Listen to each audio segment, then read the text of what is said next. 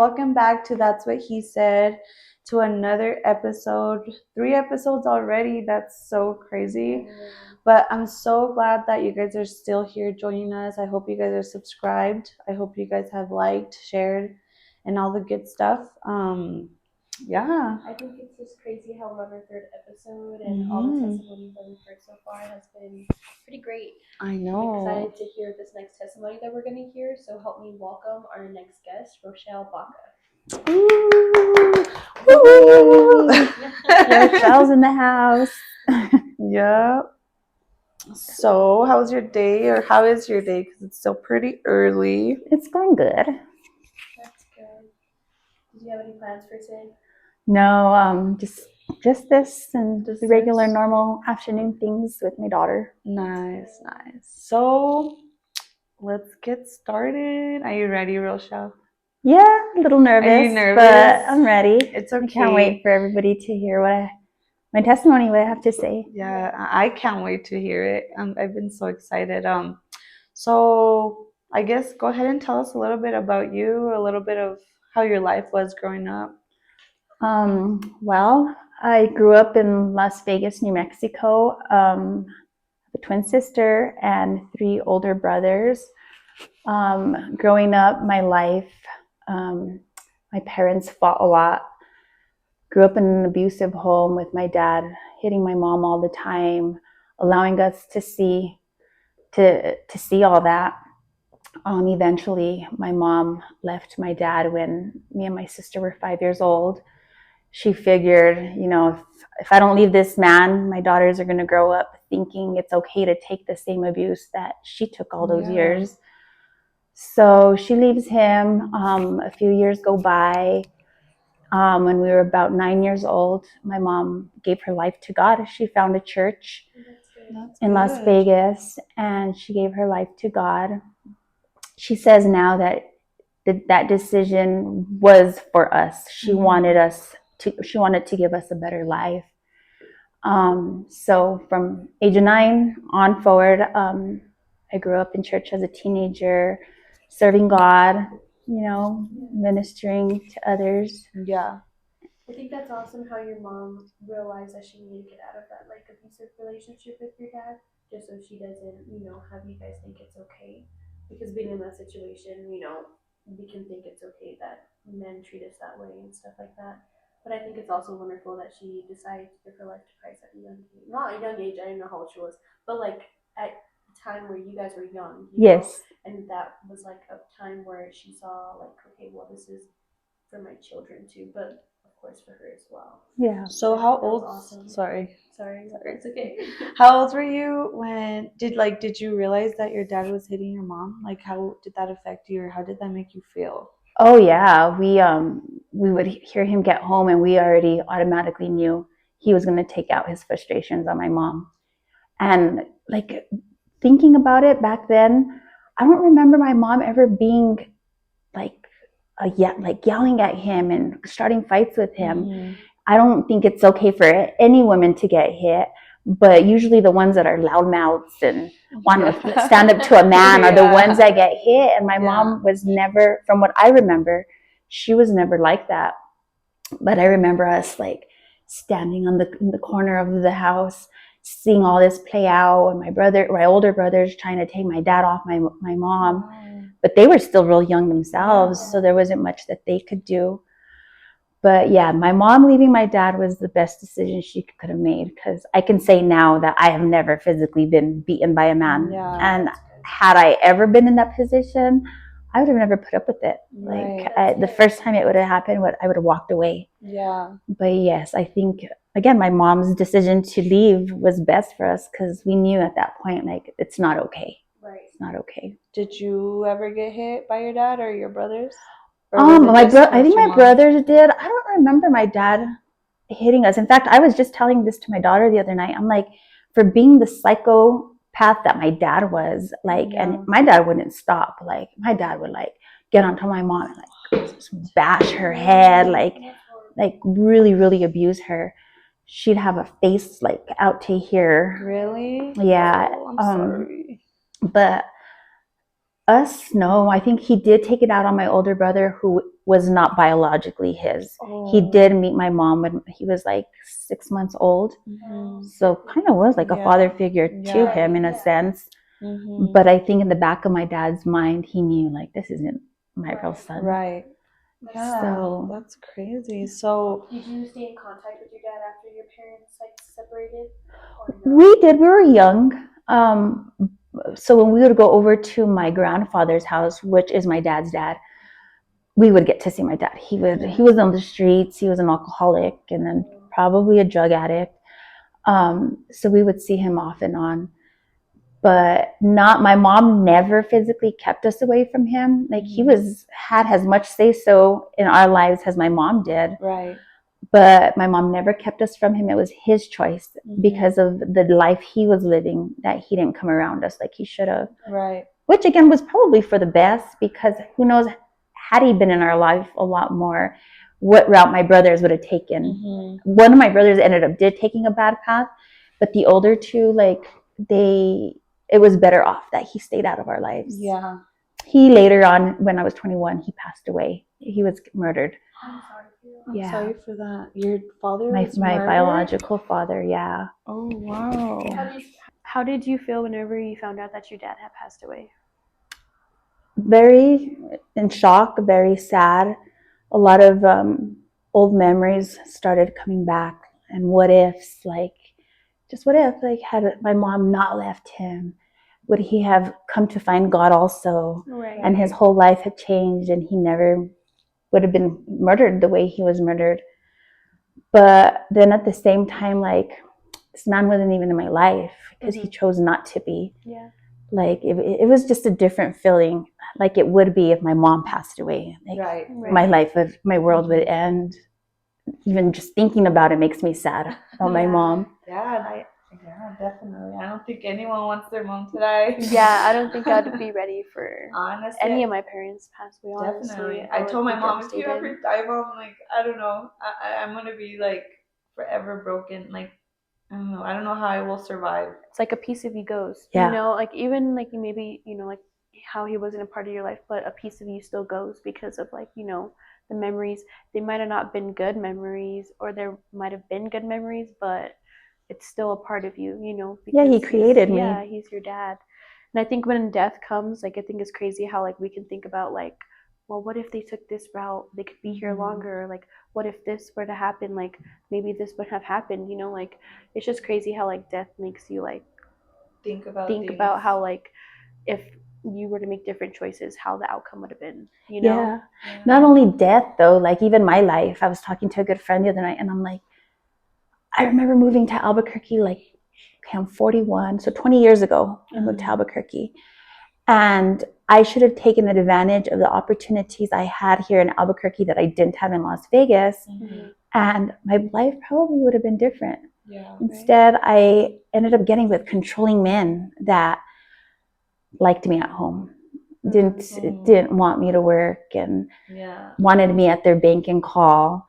So being at home all the time led me to a life that just started smoking pot. Well, I was already smoking pot early on in my early 20s, but just from one thing to another. Right. So after your father passed away, like you were living with your mom and all that, like how was that? Like did you guys go to church, or like would you not go to church? How was your life with your mom after your dad passed away? So I was 20 when my dad passed away. Oh, okay, 20. Or I had just turned 21 actually when my dad passed away. So I wasn't living at home no more. Oh, okay. So let me rewind a little bit. Through my teenage years, I grew up in church, serving God to the fullest. Like I was on fire for God. And I turned 18, was working at a grocery store, and I met this guy, and I backslid for a guy, and we moved in together immediately. So I was living with him during that time. When you were 18? When I was 18, yeah, we started living together. So did your mom ever find out about that? Oh, my whole family was so upset with Were me. they upset They with knew that I knew better. They're like, Right. you're living with a man in sin. Yeah. Like straight from one day serving God, being Right. in song service, worshiping God, to living in sin Yeah. with my first boyfriend was a big shock to my family. How did you feel at the time when you made that decision? I'm sure you knew you were doing something wrong, but were you just wanting to just do it because that's what you wanted to do? Or like how like why did you make that decision to I fell in lust, not in love. Good one. I- Lust, that's the one. Yeah, not in love, in lust. Yeah. Don't fall in lust. Because I don't even think I was never even in love with the guy. Like I thought I was. Right? Yeah. Always being lustfulness can. Yeah, that's a good one though, right? Yeah. It was all about that. It was, and again, something that I always look back on that. Why? Like I already had God's blessings on my life. Like I was already in the process of courtship, like of dating somebody within the church. Oh wow. Yeah, and it was the devil. It was all the devil. Like he knew that making this church kid go from what she knew to completely just living in sin. Yeah. Yeah. Was his plan. He knew I was going to be an easy one to get. Yeah. So how was life whenever you moved in with him? It was okay. I worked a full-time job. He worked a full-time job. We split our bills together. But then I didn't know any better of a relationship. Like, yes, what my mom went through, but he wasn't like that. But he was controlling in a way that, like how I spent my money, even though it was my money that I worked for. He was very tight with me, but he wanted things done his way. Yeah. And I remember my auntie one time telling me, she was like, Hita, she goes, you don't look happy. She goes, you do not look happy. She goes, if you're not happy with him, she goes, leave. Like you have so much life ahead of you. Just leave. And he had already said he didn't want kids. Oh, wow. And growing up in church, like you picture this whole beautiful life for yourself. Like you're going to get married. You're going to do, of course, you're going to do the courtship. You're going to get married within the church, have kids, and get sent out. Like that was in my head. Maybe not with being with him. I knew that wasn't possible anymore because he wasn't wanting to be part of the church. Was he not like a believer or anything like that? He was a very hard Catholic, like very like I didn't. After my mom gave her life to God, we didn't have saints in our house no more, like the Virgin Mary and all that. But he brought him back in. So it was like after years of not having those in my house, like then. Did he kind of disrespect your like beliefs and your religion? Like, did he put you down a lot? Not a lot, but like, did you like lose sight of like your beliefs and your faith because of him in a way? I didn't lose my faith. Wow, I've never been asked that. I don't think I never lost my faith because I'm here today. Right. Like God never left me. I left him. Yeah. But he did kind of like change my mind, my views on certain things of the church. Yeah. Sorry, I totally interrupted. Yeah, we're going all out. Okay. We're going everywhere. But like you were saying that he was like trying to convince you that what you believed was a cult and all that. Like, did you ever like stood up like, no, it's not a cult, or you were just like, I don't have time. Like, I want to be with you, so I'll just like do whatever you say. Yeah, and that slowly kind of pulled me away from because I still, even though I left the church, I mean, I didn't leave my beliefs, but I did step away from the church and moved in with this guy. I don't know how to explain all that. Let me use this as an example. So when I was 16, my older brother gave me a purity ring. He was my 16th birthday. And he took me out to dinner and he was explaining to me why he was giving me this purity ring. My older brother to me back then was like a father figure, somebody I looked up to, and he kind of took me under his wing and stuff. So then when I met this guy and I had this ring on, because I was still pure when I got with him, I explained to him what that was. And then, eventually I lost my virginity to him. That ring ended up missing. Oh, wow. Like I still to this day, and my brother spent a good amount of money on it because it was from Zales. And it was gone. And I used to tell him, like, you took it because you knew what it stood for, but that was still for me to keep, even had I done it right and gave myself to my husband on the wedding night. Like, it was still my ring. It didn't go to him. Yeah. It meant something. So just like stupid little things like that, like mind controlling, like he would try to like persuade me, like, no, that's not what it meant. Like, he just gave it to you just so that, just little things like that. But he never like, I never allowed anybody that came into my life after I walked away from God persuade me different from what I believed. Right. The devil did that. It wasn't anybody else, but it was like gradually through time. What do you think the devil used those people to kind of like persuade you to get away from the church and, you know, follow God? Yeah, like devil used him definitely in that grocery store to I went to the grocery store, and I remember like he came up to me one day in the aisle and he touched me right here, and it was like, you're like, what is that?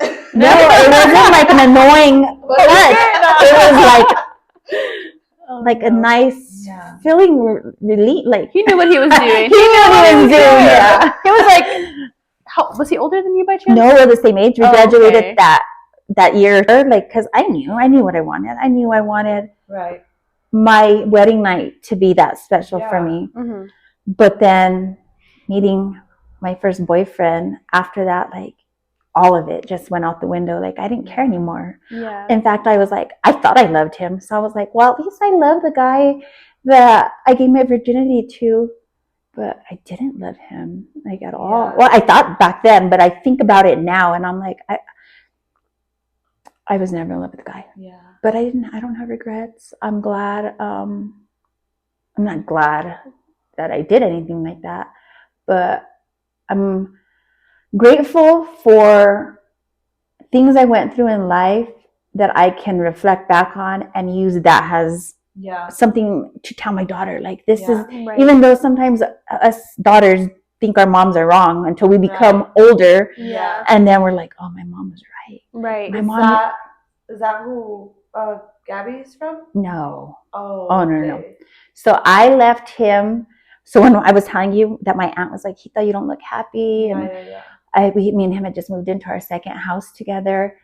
And my parents showed up there. So my mom remarried. Yeah. In my teenage years, my mom remarried. So my stepdad did raise us. Like, he is my dad. How did you like him? I didn't. You didn't like your stepdad? We did not like him. Why? Like, even though he was a good stepdad? Was he from in the church or no? Yeah. Yeah. Okay. He was a good stepdad. He provided for us. But things with any step parent, though, me and my twin sister were 12-year-old, almost 13-year-old teenagers. Right. So can you imagine two little devious twins like trying to wreck your mom's relationship? Like, we did not want my mom. We wanted our dad. Like, even though we knew my dad was a mess, your dad's your dad. You don't want to see your mom with anybody else. But then my mom married a man that didn't have kids of his own. So there was a lot of, this is how I see it. When you get into a relationship with somebody, you have kids and they don't, you don't understand what it's like to love a child of your own. Right. So you don't have compassion for those other kids. Right. Yeah. And I don't know if that's how he felt. I've never asked him. But I'm assuming it took him a while to learn how to love my mom. He was in love with my mom. Then she had two teenage little brats that it took a while. Yeah. My older brothers were already a little over 18, so they didn't have to deal with him. But he was very strict, very strict on us. My sister got married when she was 16 years old because she left the house. She wasn't going to put up with his rules. Oh, wow. And me, I was determined to stay till I was 18. And to be honest with you, I how do I say this? Because I have asked God to help me to forgive him, because he was not physically abusive with us, but I feel mentally there was a lot of mental abuse, like mind games and that. And I'm like, I'm a good girl. I'm in church. Like, I'm going to youth group. Like, I was assistant youth leader too, because back then, Pastor Ruby didn't have a married couple to lead the youth group. So he chose Dave Solano. Do you remember? He came and he preached here from Belize. Yeah. And then he chose me to be the girls' youth. So I was right under him. So I was doing all that. I was doing everything right. Yeah. But any little thing, my stepdad was just like, wanted to punish us, just to be a punk. And I feel like when I turned 18 that I knew I could be my own person. I always say it's like I kicked the doors open. Yeah. And I just wanted to just be a rebel to him and show him this is the life I'm going to live. Like, you didn't want me. You didn't think I was a good girl when I was being a good girl. Right. This is how it's going to be now. Yeah. And I didn't like anticipate like, oh, I'm going to get into drugs. I'm going to do this. I'm going to do that to piss my dad off. It wasn't like that. I just, walking away from the church to me was, I'm going to piss him off, piss my parents off. Mm-hmm. So I think I went off track there, but yeah. So we were talking about like because I asked you if Gabby. Oh, is the dad? Yeah, so no, I left. So my parents. So my parents drove up to my house one night, and they're like, "What's wrong?" And I'm like, "I'm just not happy with him. Like, I don't want to be in this. Like, but I didn't know how to leave because we already had this house together, and my mom's all." I'll go inside with you right now. We'll pack up your stuff and let's go. She goes, our house is open. You can stay with us. And I'm like, I don't know what to do. I said, just give me some time. I'll figure it out. Yeah. So I did I sat on it for a few days and he was at work one day and I started moving all my stuff out. Oh, really? And me and my cousin got a place together.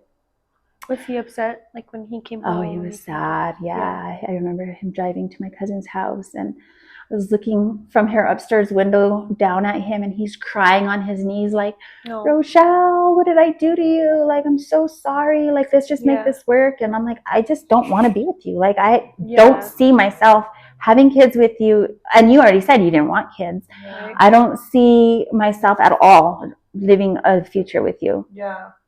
And that was it. And I was 21 at that time and I had just turned 21.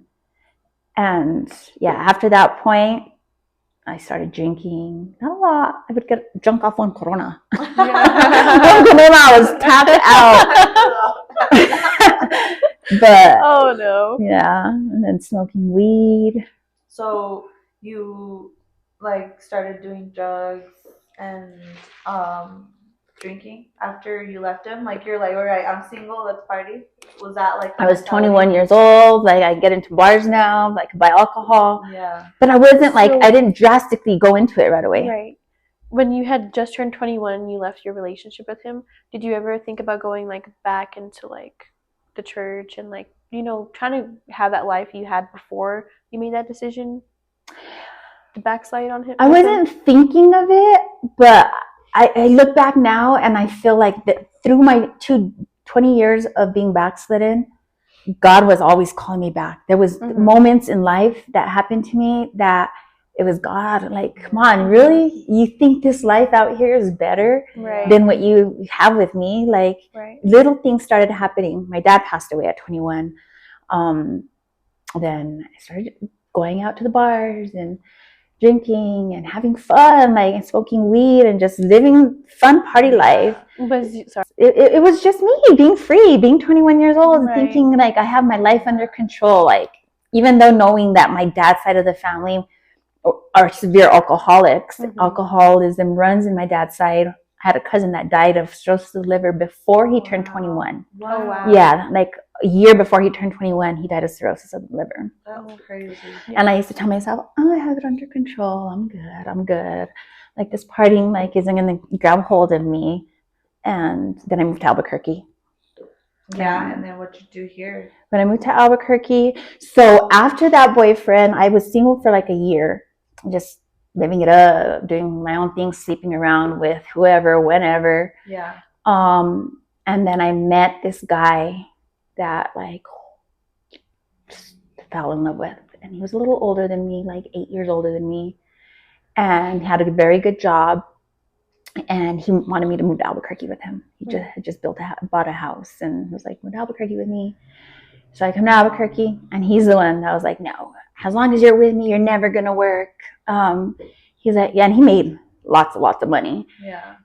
So he wanted me at his bank and call. Like, he works with the movie industry. So if he was out of town working, he'd call me and be like, hey, I want come for the weekend. Like, come hang out with me at the hotel for the weekend. Yeah. But me and him, he was a very big cocaine addict, like $2,000 a week in cocaine. Like a lot. Like do cocaine? Like do cocaine. Yeah. I used to think he was a drug dealer because he would pull out money and he had it like to me that's a drug dealer. Yeah. And if it was like if you're a normal working person, you're gonna have that money in the bank. Right. You're not gonna have it in your pocket like that. Yeah. So I had never done cocaine. Like I had been around it through my time breaking up with my first boyfriend and my single era. Like I hung out with people that we'd get back from the bar and they'd break out lines of cocaine, and I would even break it up for them, like because I thought it was cool. Let's break it up and give everybody give everybody their line. And she's like, I got you guys. Never do it though. Yeah, for real. Here, this one's yours. I'd be all in charge of it for everybody. So no golosos took more than they're supposed to. I give you props for not doing it though. I mean, it takes because if you're around all those people who are doing it, you just eventually give in to and like want to do it too. Well, I was scared because the first time I did weed, I like flipped the heck out. Like really. I always explain, have you ever seen that movie Medea, Family Reunion, where they're like the girl's on the porch and she takes that hook and she's like loses it. She like goes flopping like a bird. Like I didn't do that, but I was like, oh my God. Like what the heck's happening with me? And I'm like slapping myself because I had never experienced my body being on another level. Yeah. Right. So that's how it was with cocaine. I was so afraid. I was like, oh God, what if I die? Like then I met my ex, that guy, and that worked with the movies. And we were at his hotel in Santa Fe one night, and his uncle was there, and they were breaking it out, and they were taking their shots of tequila. And they broke one out for me, and I was all, no, I don't do that, but I can help you cut it up. Yeah. And he's like, oh, come on, Rochelle, I met you through so-and-so, who was a big-time drug dealer in our hometown. And so he thought because I hung out with drug dealers that I was an addict myself. And I'm like, I've never done it. So that he was like, just do it. They're pressuring me. Yeah. It wasn't hard though. I was like, I had already been in the back of my mind like, okay, I want to try it. So I did. And after that, it was like every single weekend I would meet him. I wasn't living in Albuquerque with him yet. So I would drive to Santa Fe. And I pick up from our drug dealer friend in Las Vegas $1,000 worth of cocaine. Goodness. And we were just all geeked out all weekend long. No sleep, no eating. I started to lose weight. Like I was never overweight, but you could tell I was weighing like 125 pounds, and that's small for my height. Yeah. So then, just drinking and doing cocaine. Then we moved to Albuquerque, and that's what our life was on weekends, was partying. I didn't grow up in a household, not even before my mom got saved, did we have family get-togethers where there was all kinds of hard liquor or beer out on the table for everybody to drink. I wasn't used to that lifestyle, but getting with him, his family party for everything, like first communions, there was hard alcohol, not drugs. We did our drugs in the bathroom away from them. Yeah. But it got to that, and then I got into crack, smoking crack with him. I walked in on him and his cousin one day. I couldn't find him, and I'm like, where are they? Are they in the garage? And I'm looking all over. Yeah. And I opened the bathroom door, and he's hitting a pipe, and I'm like, I freaked out. Like I'm barely gradually like getting to know different kinds of drugs, right? Yeah. Right. And I'm like, what are you doing? And I freak out, and I shut the door, and he runs out after me, and he's like, hey babe, he's like, it's cocaine. It's just smoking cocaine. And he wasn't wrong, because that's what crack is, just cocaine, coke in a rock form. And he's all, here, watch, try it, you'll like it. He even said try it? Because he thought I was gonna like flip out and leave him because because I caught him doing that. Right. Oh God. So I get the pipe, and he puts a rock on there, and he's teaching me how to do it. And him and his tweaked out cousin are like this with their eyeballs open. They're like, suck, suck, suck. And I'm like, and the screen flies back. the Brillo. I don't know. You guys probably aren't I don't know. familiar. You guys probably aren't familiar No, I with don't this, know. but it's like a screen they put in a crack pipe that looks like a straw. Yeah. So you put like a Brillo, like Yeah. a cleaning Brillo Like a pad filter? of like a filter, yeah, Yeah. so that you can put the rock on. So it doesn't go through and get in your mouth, right? Well, it went through because of how hard I was sucking. It's not supposed to come through. Yeah. Right. So I'm all, and the little Brillo flies, and it has the resin all hot from the Oh my crack, gosh. and it's on fire, and it's on my lip. And I'm like this, already feeling the high of the crack that already hits me. And my ex-boyfriend and his cousin are like, whoa. It's not funny, but it's funny. Yeah, because it's lungs. it's like, Oh no. and then he hits it off my mouth. Well, when I don't have like lipstick on or like a lip gloss, I go like that, you could see the scar. Burn. But it burned me all the way down. Oh, I was bad. I had a blister like that in my mouth. Oh my gosh. So embarrassed because you always hear like, oh, crackhead burn or like tweaker burn. Yeah. And his sister saw me the next day and she was like, ha, you look like a crackhead. And I'm like, oh my God, like they know. Like, and then we had already said that we would say that I put in a blunt backwards and that the cherry fell on my lip. That was what we were telling That was people the had story. happened. So my ex tells her, stupid. She was all drunk last night and she put the joint in her mouth backwards. So that's what we got away with. I'm in confessions right now. Confessions. 101. So yeah, after that, I just, me and him, we were at it. Is that where you say, like, you think that everything, like, just started going downfall and you started, like, just going in deeper and deeper into being a rebellion and just doing whatever you felt like doing? And, like, Yes. what do you think is the craziest thing that you have done, like, during those times? Like, what can you go back and be like, okay, the craziest things I've done is this? We can't talk about that right now. No, I'm just kidding. Well, I didn't don't judge. like from crack wasn't my last. Like I became a heroin addict. Like A heroin? a heroin addict, like full blown using needles in my veins. Like I started off snorting it, then smoking it, then using a needle. Was he the one that introduced you No. to it? No, No. not at all. So one night he got a DWI coming back from the strip club. Oh. And he called me and he's like, my truck is parked right there on I-25.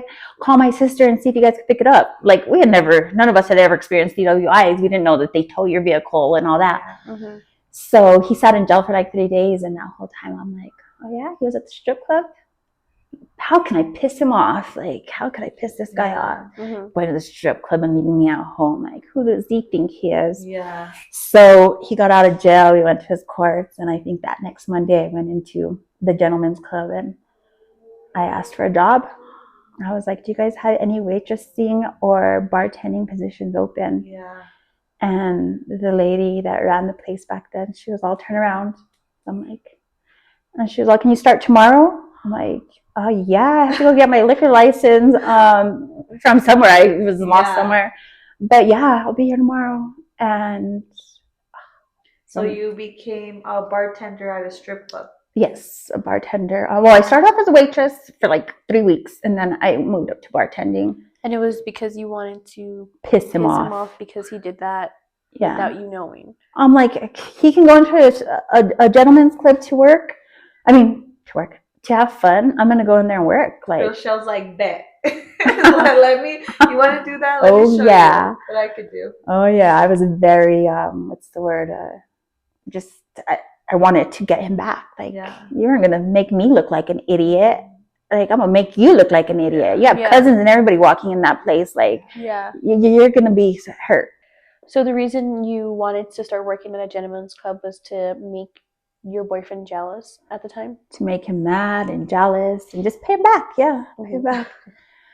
Which was the worst mistake of my life. So that environment is not normal. So there's so much sin in that environment.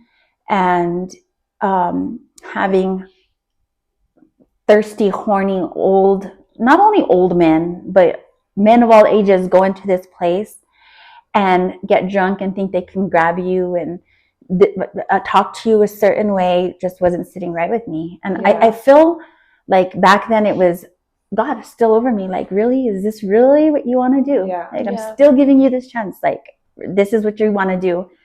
So I slowly started doing pain pills. There was a girl that worked there and she used to sell pain pills. So pain pills, like Percocets. Oh, Percocets. Like Percocets and oxys. Oxycodone. Yes. So like that makes opiates. you feel high too? Oh yeah. Yeah. That's a pill high is a heroin high. Oh. How heroin makes you feel is how a pain narcotic pill feels. Okay. Kind of. So she was like, here, take one of these. She goes, it'll relax you. Yeah. And so I actually snorted it. I snorted it because she's like, it'll hit you faster. So we snorted it and I was like, oh yeah, like I didn't care. Like, yeah, grab my butt if you want. Like, talk to me like that if you want. Like, I didn't tell them directly like that, but like I was numb. I was numbing my feelings so that I can get on with my day at work. Yeah. Right. I was making $700-800 in a 6-hour shift. Wow. Like, money. like I was addicted. I was addicted already to the money and to the pills. Mm-hmm. And so my ex-boyfriend, I was still with him. Yeah. He gave me an ultimatum. He went in one day with some of his crew from work to eat lunch, and he was very mad. He I don't even know why he went there. He was going to get mad, but he was very mad. Mm-hmm. So that night at home, he was like, it's either me or that club. Yeah. He was like, you have a choice to make. He goes, you know you don't need to work, but it's me or the club. I was like, I like my own money. I like to have my own money now. Not that it was ever a problem. Like, I was on his bank account. Like, it didn't matter how much money I took from him. But it was my money that I was making, even though it was the way I was making it. So I chose the club. And you said, boy, bye. Boy, bye. Boy, bye. So yeah, after that, it got deeper. Did you ever dance? Sorry. No, it's okay. I did. So so because I was a waitress and a bartender, she's a madam. The lady that ran that club, she's a straight up madam. Like a pimp? Yes.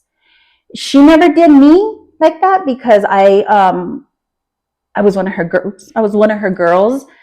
If she liked you, she wasn't going to do that. She'd help you make money the clean way rather than prostituting yourself. Oh, wow. The lady that ran it, she would negotiate. While they were in there, she'd be negotiating with, like, okay, I'll get her drunk. And of course, they're going to go home with you. You're going to offer this lady $2,000 to make sure she gets this girl drunk for you to go home with. And then that girl goes and all kinds of crazy stuff happens. That's crazy.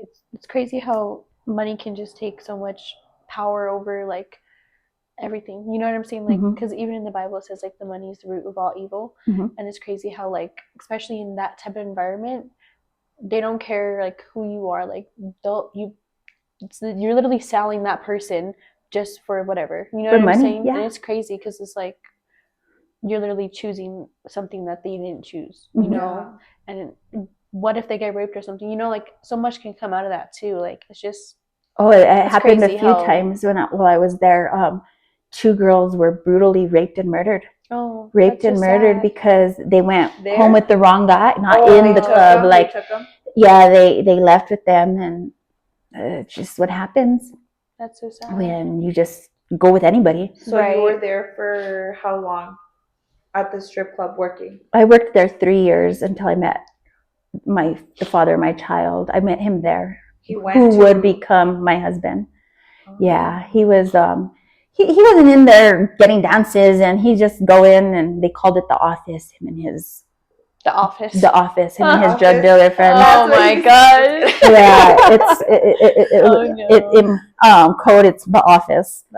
So he'd go into the office on Fridays and on Fridays for steak and lobster. You have to go into the office on Friday for steak and lobster. Oh my goodness. So stupid. So stupid. We have an office meeting at 12. No. We're gonna eat some steak and lobster. That's what You met him then? I met him. Let me back up before I met him. In my time, so I left that ex-boyfriend, chose the club over him. I did slowly start doing like private dances to make more money. Oh, I was making like 10,000 a month. Oh wow. Just in tips. Just in tips. Wow. And then I started at my own will I became what you would call an escort. Oh. I don't know if I should completely say it like that, because I didn't sleep with men for money. I didn't go, and that's what people think all escorts are. Sometimes men just want a few pretty girls to go and sit with them at a casino while they're playing a table, because they think we're good luck. And then they give you half the earnings. They win $15,000, you walk out with $7,500.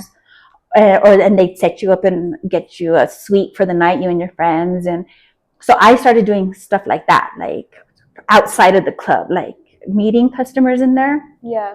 And of course, being under the influence, always. The moment I would walk into that bar to work, there was a shot on the bar waiting for me.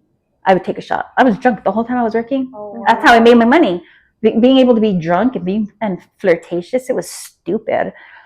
But yeah, so then fast forward a little bit, 3 years after working there, 2 years, I met this guy who would become the father of my child and my future husband. And then I didn't see him again. I was like, who the heck is this hottie? Who are you? Let's walk through those doors again. Yeah, he walks in and he's taking on, like, he has motorcycles, and he's taking off his motorcycle gear, and I'm like, wow. And we start talking and stuff, and then I didn't see him for like a year. He ended up leaving that day and getting in a bad motorcycle accident. Oh, really? And I had heard Ray Baca was in a bad car accident, motorcycle accident. So then a year later, he walked in and he was like, yeah, telling me about his cousin who's dating a guy that I used to date. It was the guy that I left for the club. Like, yeah. So, and then he had and I was like, I'll go on a motorcycle ride with you this weekend. Payback. No, and then from there on, so he got crazier after that. So I get pregnant from him right away. Oh, okay. Probably. How long was it that you guys known each other and then you had ended up getting pregnant by him? So we had a big birthday party for me, my 26th, I think, birthday party. And he showed up there with one of the other strippers. And he showed up at your birthday party? We weren't together. We weren't together. They were planning it, like the madam of the club, and everybody was like going to give Rochelle a big surprise party. So they were inviting like all the VIPs and everybody who was around. Oh. And so he was already sleeping with this girl that I knew in there. And so he ends up like, oh yeah, like getting me VIP at one of the clubs in the casino and all that. And then him and that girl weren't like dating or anything. Then he started like hitting on me, like just going into the club and like trying so hard to get with me. So then I finally gave him a chance, and probably I met him in like February and I was pregnant by June. I didn't know I was pregnant till July though. Oh. But I was probably like 8 weeks when I found out I was pregnant. Yeah. But when I tell you I got pregnant from a man that I didn't know, it is so true, because like I had no idea he was a drug dealer or an ex-con or like the lifestyle that he lived. So you didn't really know his lifestyle? I did not know his lifestyle until I was the October that I was already pregnant. So I was already like 3 or 4 months pregnant. Were you guys and I didn't even love him. Was it scary? Oh, very scary. Yeah. Because that's another thing. I didn't think I could have kids. I never was like, on birth control, because when I was 21, I had my uterus fell. Mm-hmm. So a doctor had told me that I probably would never be able to carry kids. And if I did, I would have a miscarriage. I would have miscarriages. So my ex-boyfriend that I was with, that I moved to Albuquerque with, me and him always tried. And I never, ever got pregnant. Wow. Yeah, it was just from Ray Baca. So how was life with him after he knew you were pregnant? He was upset. Very like, I'm 38 years old. Like, my kids are already grown. Like, I can't start over. Like, are you sure this is what you want? And he kind of became a little distant with me because he thought like, this girl's not gonna want to have a baby from this older guy that already has kids. And I wasn't. Like, to me, like, this is my chance at having a child they said I might not ever have.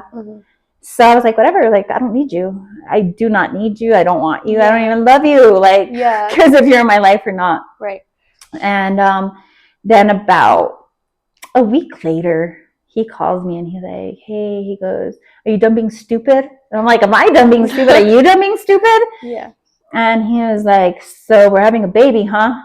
And so he just, I think it was just, he was in shock and like, and after that, like, my life was okay. And then in October of 2009, I was getting ready at the house. I was with him already at the moment, and he wasn't there when there's a knock on the door, and it's his dad. And his dad's like, already going to go into the house. He's like, where does Ray have his drugs? Drugs? What are you talking about? Did you even know he did drugs at the time? I didn't even know. I didn't know he sold drugs. No. Oh, wow. And I had never even heard, like, I don't know if you guys have heard of Los Padillas. Yeah, I've heard of it. So he's one of the top dog. He's an old school Los Padilla guy, like top dog, crazier than crazy mentality. Like, never knew that because So his dad comes knocking at the door, and then what happens?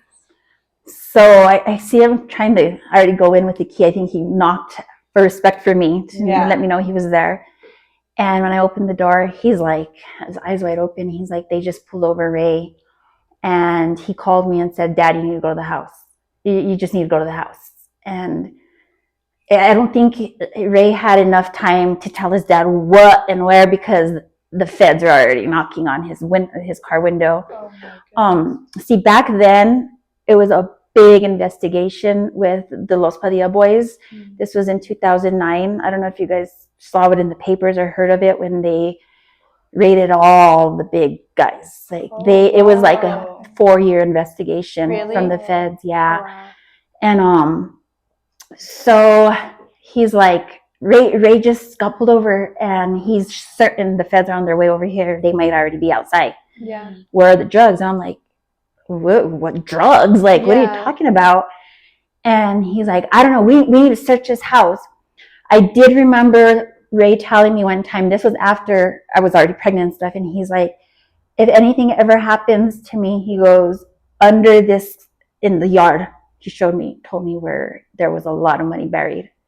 He's like, use it to bury me, use it to bail me out of jail, use it. I didn't ask questions. Like, you don't ask questions to a guy of his profile. Right. And not that I knew that. I just, I didn't care. I was living life, having fun. I was pregnant, like, whatever. And I wasn't drinking drugs. I wasn't doing pills no more. I wasn't drinking, just so you guys know. Good. So you got, like, clean when you were pregnant? You stopped everything? Yeah, it wasn't hard for me to get clean because I wasn't so far into, like, the pill addiction and the alcohol addiction. I just did it, meanwhile, while I was at the club. Right.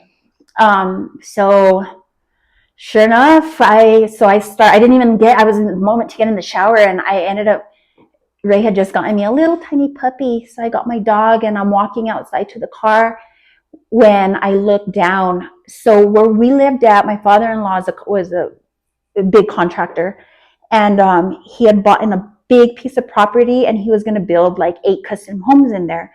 Well, where our home was at was an old trailer park. So some trailer parks have like a house there that monitor all the trailers. So they didn't ever knock down the house so that we can overlook the property while my father-in-law and my ex-husband are building houses and that. So they had just put a gate, like an electrical gate to this private subdivision. And I just happened to put the dog in the car, and I looked at the gate and I saw 2 cars parked kind of further down the street. The moment I made eye contact with them, those cars come rushing down, 2 vans like that come flying from each end. Wow. And our dogs, we used to breed Dobermans. Our Dobermans are at the fence barking, barking at them. And these guys, the other guys were in masks. The guys with the guns and all scary. that. Mm-hmm. That's really scary. Something I had never lived through. Like that's another first for me, all brand new. Mm-hmm.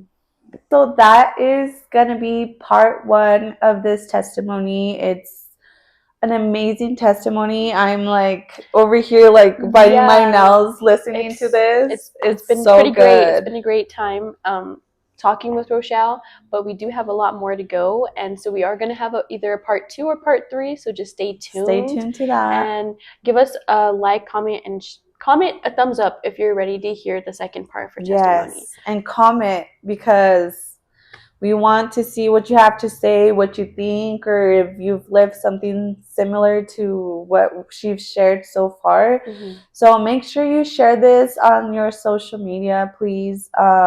And see you next episode. Yes, thank you for staying in tune. Thank you. And remember, that's what he said.